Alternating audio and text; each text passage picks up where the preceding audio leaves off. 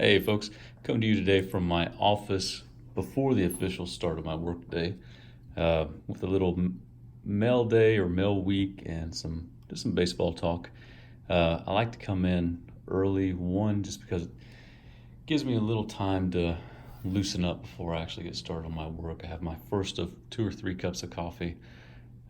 Traffic's not nearly as bad. It's starting to get cold right now. But it's just sort of peaceful in the office. I can get things, I feel like I work better before work than I do during work, more efficiently. So I enjoy coming in a little early. But I just want to talk some pickups with you first. This card, if I think I mentioned it on maybe my last video or the video prior to that, I was having an issue with the post office where I thought they had delivered my package to the wrong person. That turned out to be the case. I had purchased this 2015 Topps Chrome Black Refractor Kyle Tucker Auto numbered out of 35. A pretty expensive card, over $1,000. And I checked the tracking on the eBay app. I do most of my stuff through my phone. And saw that it had been delivered and had been ready for pickup a couple of days prior, but I'd never seen it in my post office box. So I went to the desk and inquired about it, and somebody came up and said, yeah, a woman picked it up yesterday, and they showed me the receipt. And I said, no one except my wife is authorized to sign on that account, on that box, and my wife, I don't even think she knows where that post office is. So I surmised that they probably stuck the slip, the delivery notice, in the wrong box, which would not be the first time they had done that. The first time was with the package, not a slip. And I already had a little bit of a bad taste in my mouth because several years ago I sold somebody a 1957 Topps wax pack that had been graded, I think at PSA 5, had shipped it, it had gotten to the buyer's local post office and then just disappeared. And I probably would have thought that this buyer did something kind of sneaky, but they had a high feedback and a 100% or nearly 100% feedback rating. So I've always wondered if somebody at the post office just sort of grabbed that package, and who worked at the post office just grabbed that and took it home. So I let the post office know that I was not happy about their business processes, that they were not an efficient organization if they couldn't do their one job of putting a slip in a correct box properly. And so for several days they knew that I was a little upset about that. But the lady who signed it out brought it back. Why she didn't look at the package that she signed for before she got to her car, I don't know. But she did bring it back and said it wasn't hers, and they called me and said, we've got your package, and I went down and picked it up. I'm happy to have this in hand.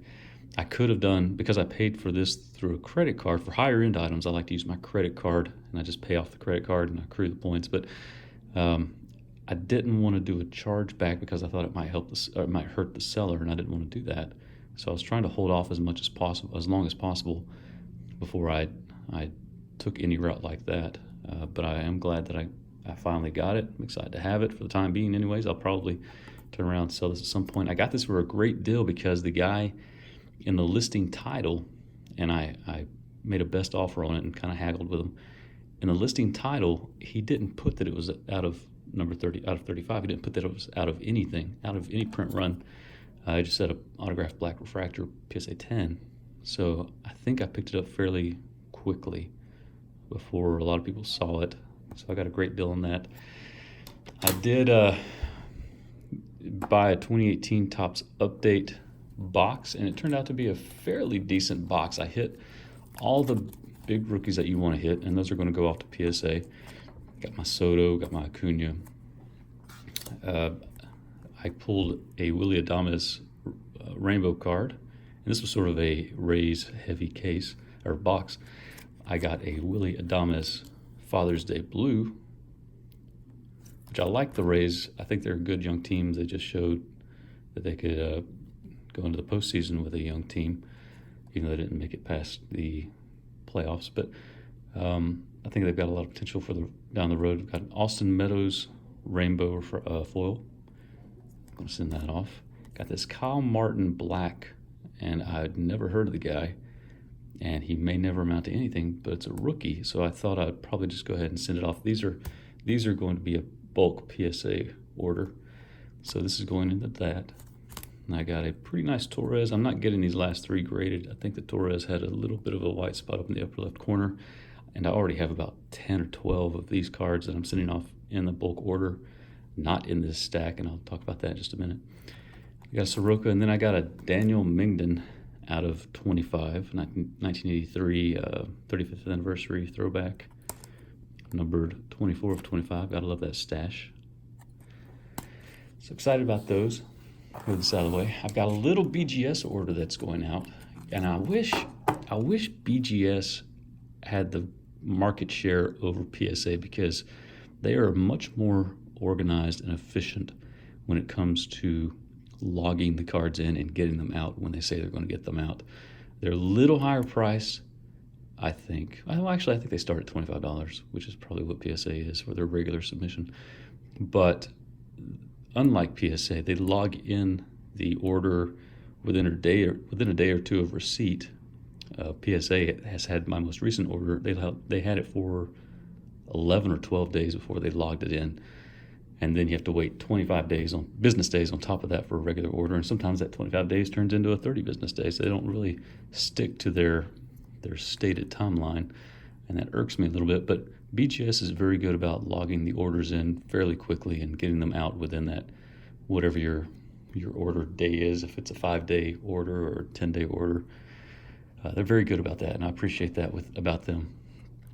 But I've got this Brandon Lau Gold Wave auto. I've also got some of his Topps Chrome Sapphire autos that I'm considering sending off, or I'm considering sending to PSA and as part of this bulk order. I'm not really sure, because you're supposed to stick to a $99 or less declared value for this. I'm not sure how stringent they are about that. And I think the Brandon Lau I have is out of 10. It wouldn't be a $99 card, probably. He's not a big name player yet anyways. But I have some of those, but I'm going to send that off. It's numbered 14 of 25. I have a Chrome Sapphire Eloy Jimenez. It's a very nice card. Got this 93 SP Jeter, which is very nice. I want to say, yeah, it was this one. I sent this off to PSA a long time ago, and it came back as evidence of trimming. But I know for a fact that it's not, because I was with my dad when he pulled it out of a pack in the mid-90s. So I don't know if it was just factory cut a little short, and PSA was like, no, we're not going to take the chance. We're going to say it's trimmed, or what. But I watched him pull this out of a pack, and it sat in a box for 22 years, 23 years probably. And then I'm going to send off this Adrian Beltre, a 97 Chrome rookie. And I really debated about this, about just submitting it in this bulk order, because there's not a shadow of doubt in my mind that this is a 10, PSA 10. But it's such a sharp card, and it's so well centered, that I thought it had a good chance at a BGS Pristine. The surface is very good. I don't know if you can see it. So yeah, I'm going to try that with BGS, see if I can pick up a 10 on that. And also I'm waiting to send this little order off, because I have one more big card that's coming. And I'll just go ahead and tell you now, it's a Tatis autographed card. It was supposed to be here yesterday, and the post office being what it is, USPS, not being efficient at their one job of safely delivering a package from one destination to another, it got delayed somewhere, and it might not be here until later this afternoon or tomorrow. And if it's not here till tomorrow, Saturday, then I probably won't pick it up till Monday. So this might go out next week. It's a small BGS order. I got a 2019 Topps Chrome box with my wife, and we split it up because it comes with two mini boxes. I opened one, and I think the best card I got was a Joey Bart refractor out of $4.99, and she got this Alexander Canario. He is a pretty hot prospect, so I'm going to send this off to PSA, but not in the bulk. I think I'm going to do a regular order for this. Actually, no, I probably will do the bulk, because it's under $99 right now. So yeah, that's a nice little pull from her box anyways. So we'll send that off. And then finally, this is about a third of a bulk order that I am preparing right now. I've never sent off a bulk order to PSA before. I think 15 or 20 is probably the max that I've done. But I said, you know what, I've got all these cards sitting around. If I send off a bulk order now, they should get back in the late February to early mid-March time frame, which would be right around the time that spring training is starting. And so that's probably the time that you want to get an order of cards back. And so I took it upon myself to start putting little, mostly $10 to $30 cards in card savers. Well, I ended up having probably 300 of these things, and most of them are at home. I have another stack that's about this high that I've completed at home, and then I have another half of a shoebox, 1600 count shoebox, still in the regular top loaders that I need to put in these card savers. But yeah, I'm preparing a bulk order. It's a daunting task. This is a chrome Tatis numbered out of $9.99 right now. I have a black refractor out of whatever it is, 69 or 70, and a chrome refractor out of 570, I think, sitting at PSA. Got a couple of these Acuñas, got a couple, actually 3 or 4 more at home. Jeter, got a bunch of Rendon base rookies. Now I did cherry pick these. I had about 40 or 45 of these, and I think I picked 14 to go. Got a ton of Harold Ramirez autos, but only picked out sort of a small sample size of my Harold Ramirez. Got some Eloy refractors, 2015 Bowman Chrome, Springer. I don't expect all of these to hit 10. That's an inaction. Anthony Rendon Chrome, Verlander that I pulled out of the box, a bunch of Carter Keyboons.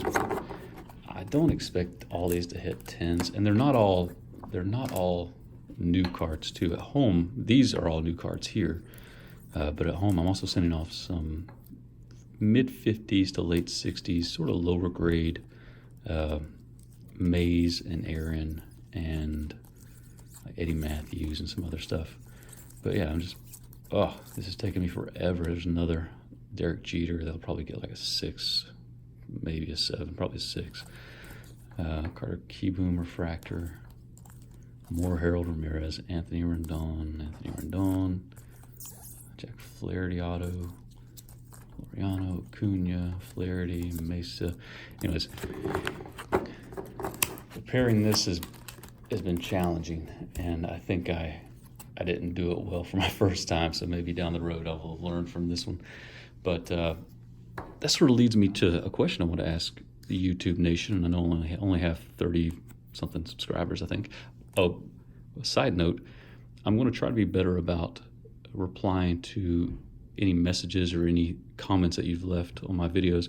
I typically check the YouTube on my phone, and I don't get notifications. I don't get a notification that says when I've received a message or a comment. And so every now and again, I'll jump on the laptop or on my computer and see, oh crap, I have a comment. Oh, it's from 2 weeks ago. And then sort of, well, do I respond to this? And I'm going to try to be better about responding to comments. But that said, I want to throw out a question to you, and it's one that was floated on one of the boards a few weeks ago. Actually, I can't remember. I might have been the one to float it, but I did float it. It's how do you collect? So I started out, my first love is vintage. Started out collecting in the early 90s. Vintage was king to me primarily because my dad collected cards in the late 50s into early 60s, and when we started collecting, he started collecting those cards that he had as a kid, and so those were the ones that I was around a lot. We didn't buy a ton of the new stuff. He bought some because that's who the players were of my time, but I grew up on Mickey Mantle, Hank Aaron, Willie Mays, Duke Snider, Sandy Koufax. Still love those cards, and as I've gotten older, I've expanded that a little bit. I've had Tito 6 Cobbs, I've had Old Judge, I've had Gowdy, Gehrig, Ruth, just Ted Williams from Play Ball and Leaf and Bowman, and just all these great cards. And then as I've gotten still further in age, further along, I sort of fallen into the newer card, shiny stuff realm. And I was thinking about it one time, and I really divide my collection into maybe like 3 parts. First part is PC. It's the stuff that I just want to keep for my collection, and I'm trying to focus on quality over quantity as I get older, because after my dad passed away, I realized that what a hassle that was to deal with his card collection. So I'm trying to focus on quality, and that's largely cards for me, from the 50s to early 70s, and then cards that were big when I was a kid. So a lot of autographed inserts from the early 90s. And then I have another, I think of sort of in terms of investments or stocks. You have long-term holds, short-term holds. So like this Alexander Canario, I don't know if it'd be a long-term or short-term. I haven't thought about it yet, and I'll think about it more when a grade comes back. But I might buy this just to flip after I get it graded, and that's a short-term hold. This one, Tatis, or actually we'll go with Acuna, might be better. I might hold on to this one for a couple of years, and that's sort of a longer-term hold. So I have PC, long-term, short-term, and the short-term, to an extent long-term, but the short-term really sort of funds my collecting habits. It keeps me, because I make a little profit typically. So that's how I'll break my collecting habit down. It's 3 parts, PC, long-term, short-term. And I just want to put out there and ask how you folks do your collecting. Do you only have a PC? Do you only buy in order to make a profit? Is there a collecting or a hobby side of it to you, or is it just purely monetary purposes? So leave some comments below. I would love to see your responses, and thanks for joining. I'll see you soon.